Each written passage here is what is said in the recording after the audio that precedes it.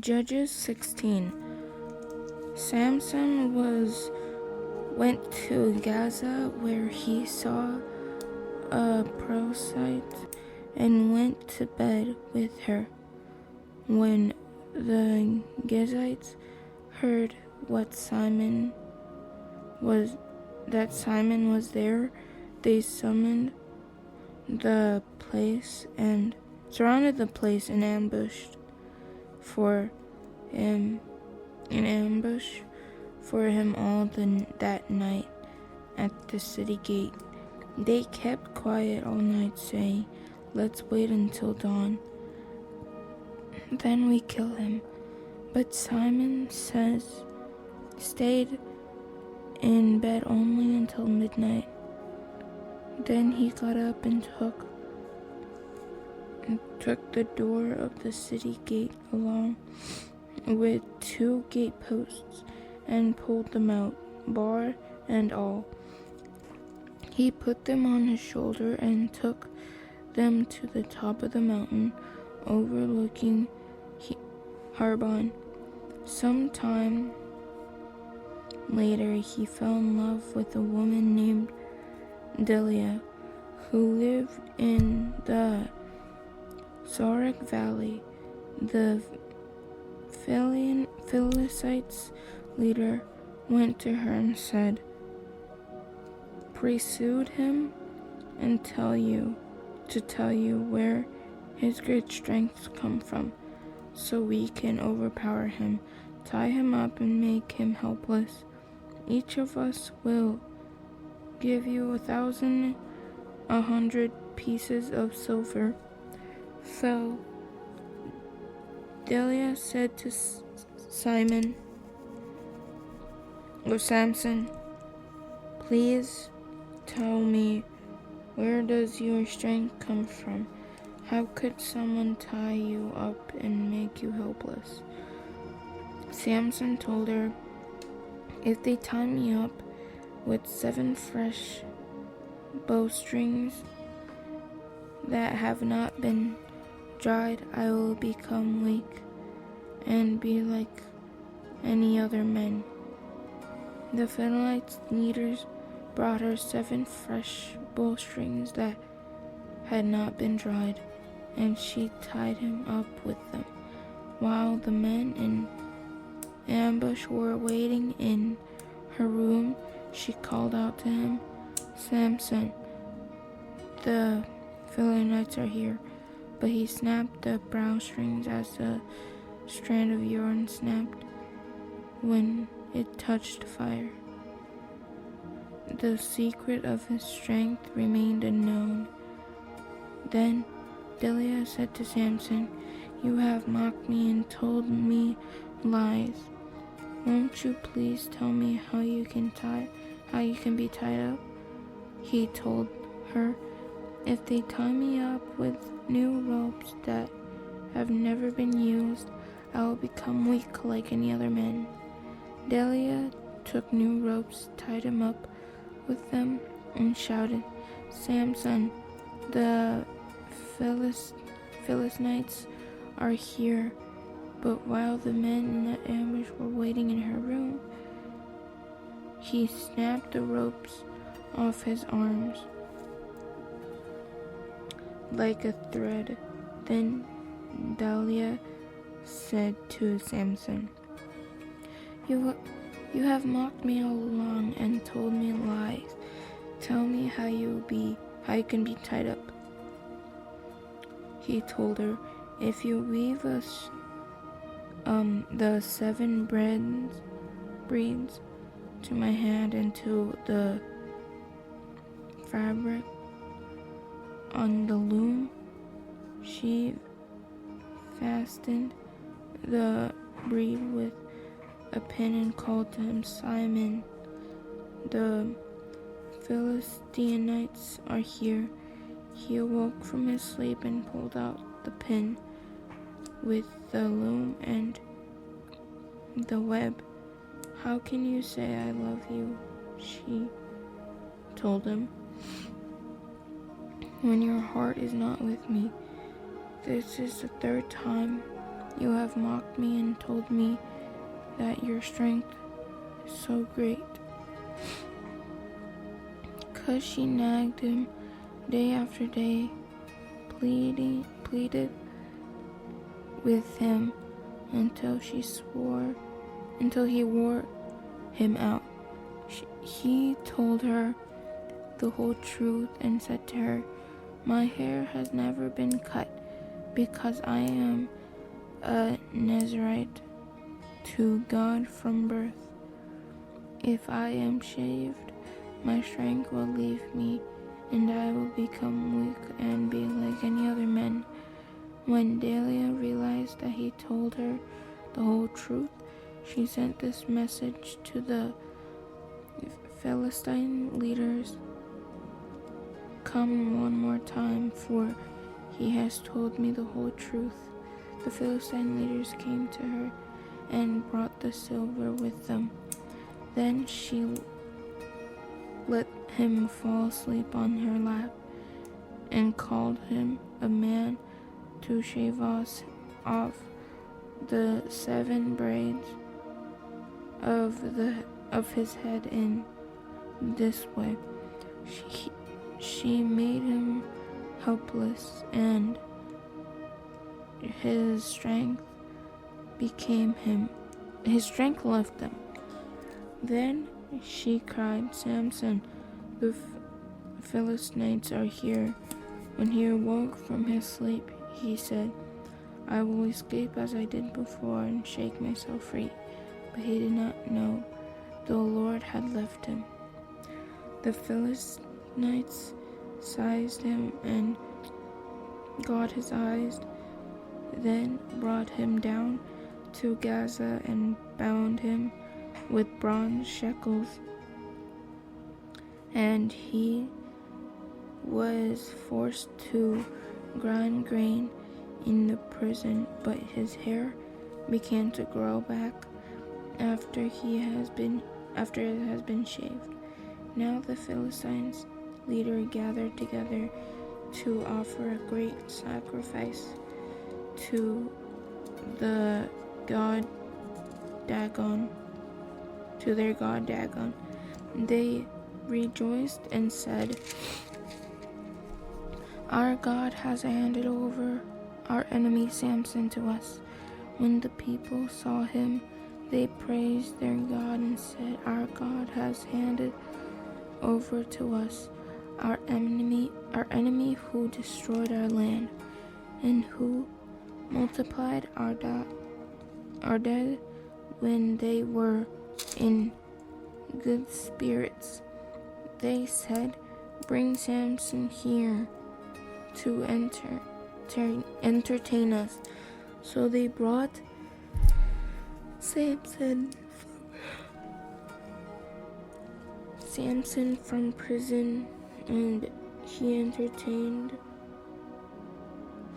them. They had him stand between the pillars.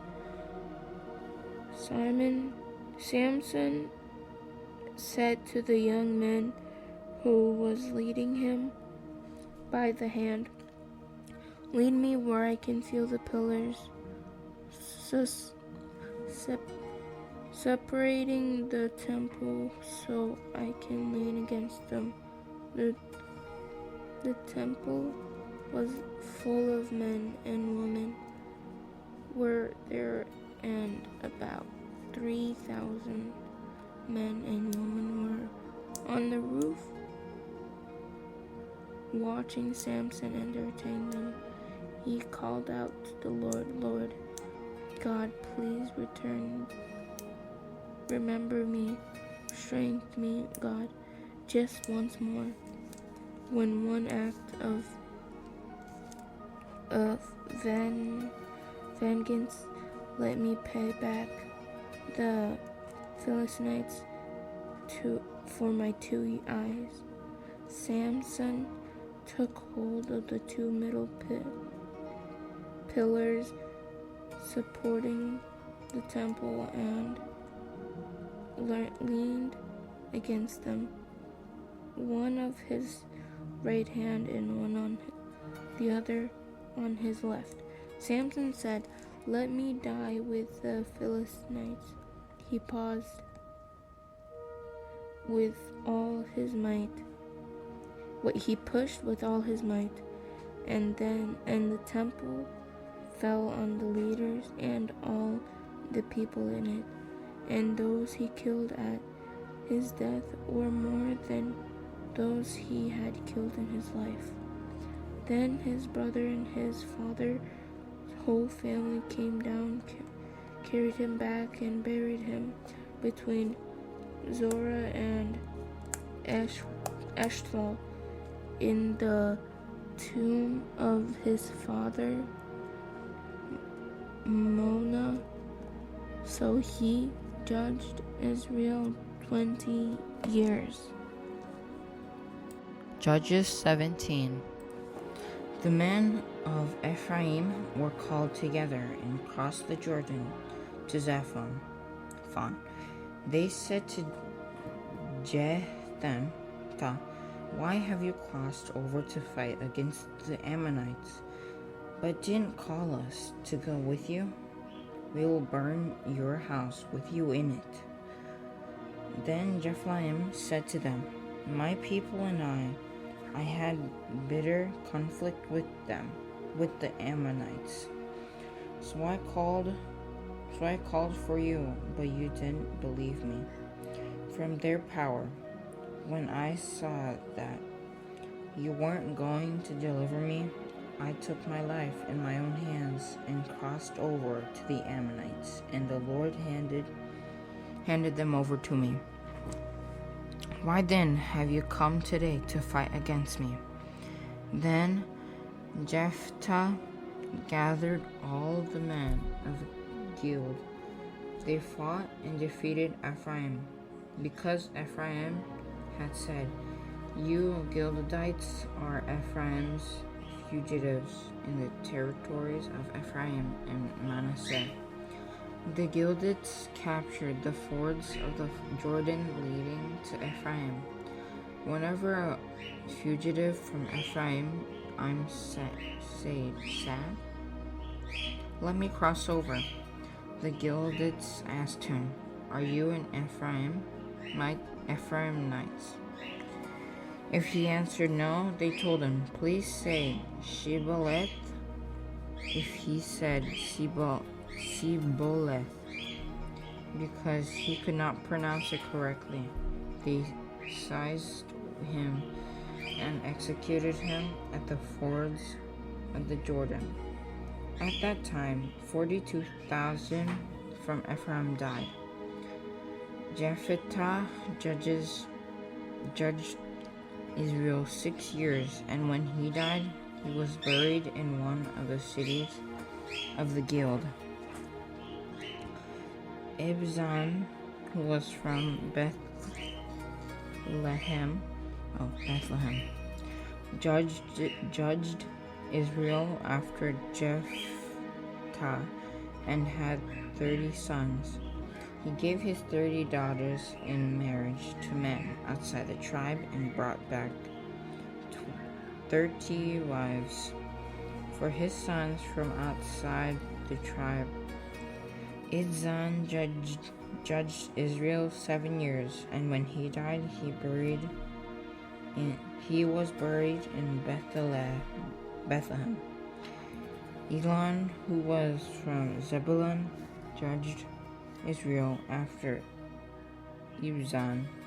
He judged Israel 10 years, and when he died, he was buried in Aijalon in the land of Zebulun. After Elon, Abdon, son of Hillel, who was from Pirathon, judges Israel. He had 40 sons and 30 grandsons, who rode on 70 donkeys.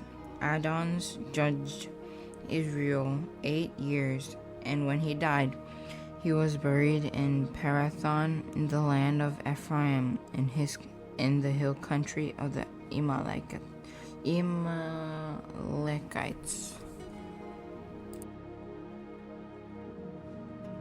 Judges 17.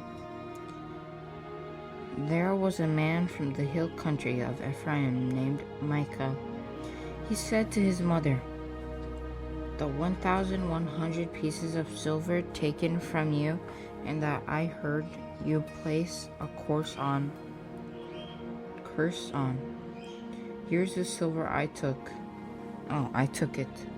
Then his mother said, "My son, may you be blessed by the Lord." He returned the 1,800 pieces of silver to his mother. And his mother said, "I personally consecrate the silver to the Lord for my son's benefit, to make a carved image and silver idol. I will give it back to you." So he returned the silver to his mother, and she took 5 pounds of silver and gave it to the silversmith. He made it into a carved image and silver idol, and it was in Micah's house. This man Micah had a shrine, and he made an ephod and household idols, and installed one of his sons to be his priest. In those days, there were no king in Israel.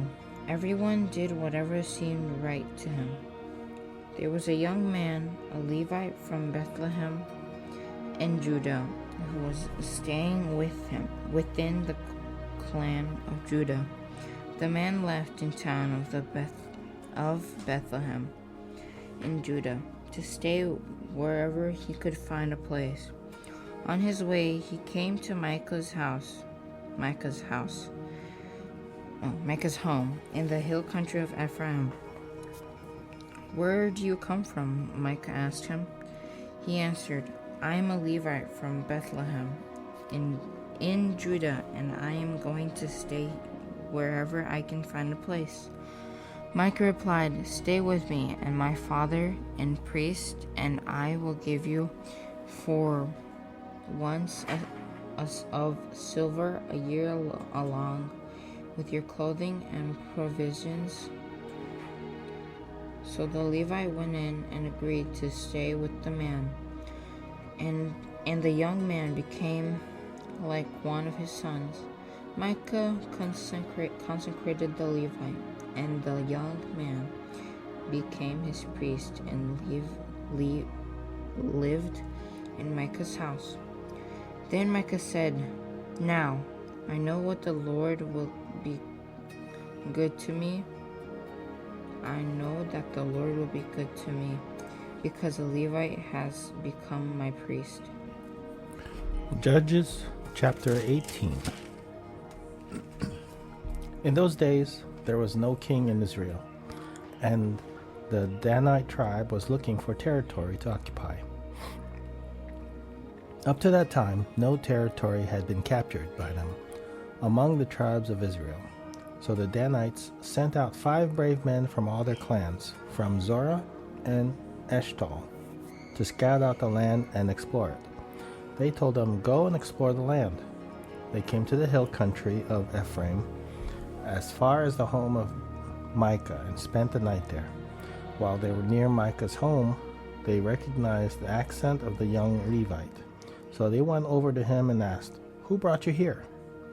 What are you doing in this place? What is keeping you here?" He told them, "This is what Micah has done for me. He has hired me, and I became his priest." Then they said to him, "Please inquire of God for us to determine if we will have a successful journey." The priest told them, "Go in peace. The Lord is watching over the journey you are going on." The 5 men left and came to Laish. They saw that the people who were there were living securely, in the same way as the Sidonians, quiet and unsuspecting. There was nothing lacking in the land and no oppressive ruler. They were far from the Sidonians, having no alliance with anyone. When the men went back to their relatives at Zorah and Eshtaol, their relatives asked them, "What did you find out?" They answered, "Come on, let's attack them, for we have seen the land and it is very good. Why wait? Don't hesitate to go and invade and take a possession of the land. When you get there, you will come to an unsuspecting people and a spacious land, for God has handed it over to you. It is a place where nothing on earth is lacking. 600 Danites departed from Zorah and Eshtaol, armed with weapons of war. They went up and camped at Kiriath Jearim in Judah. This is why the people is still called the Camp of Dan till today. It is west of Kiriath Jearim. From there, they traveled to the hill country of Ephraim and arrived at Micah's house. The 5 men who had gone to scout out the land of Laish told their brothers, "Did you know that there are an ephod household gods and a carved image and a silver idol in this houses? Now think about what you should do." So they detoured there and went to the house of the young Levite at the home of the Micah and greeted him. The 600 Danite men were standing by the entrance of the city gate, armed with their weapons of war. Then the 5 men who had gone to scout out the land went in and took the carved image, the ephod, the household idols, and the silver doll, while the priest was standing by the entrance of the city gate with the 600 men armed with weapons of war. When they entered Micah's house and took the carved images, the ephod, the household dolls, and the silver doll, the priest said to them, "What are you doing?" They told him, "Be quiet. Keep your mouth shut. Come with us and be a father and a priest to us. Is it better for you to be a priest for the house of one person, or for you to be a priest for a tribe and family in Israel?"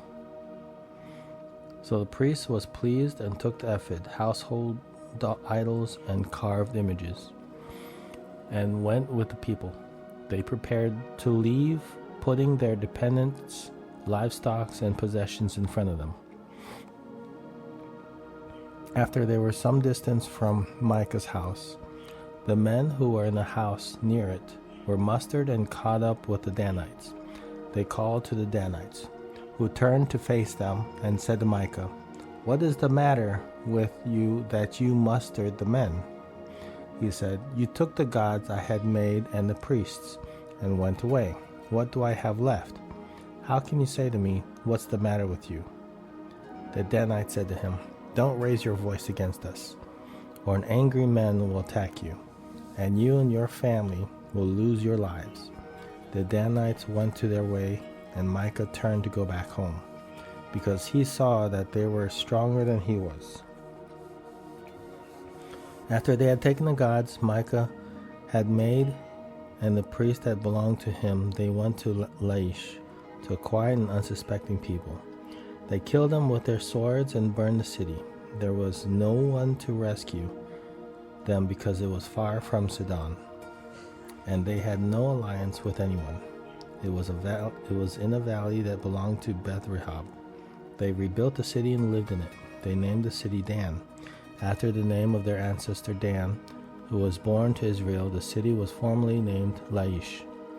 The Danites set up the carved image for themselves. Jonathan, son of Gershom, son of Moses, and his sons were priests for the Danite tribe until the time of the exile from the land. So they set up for themselves Micah's carving image that he had made, and it was there as long as the house of God was in Shiloh.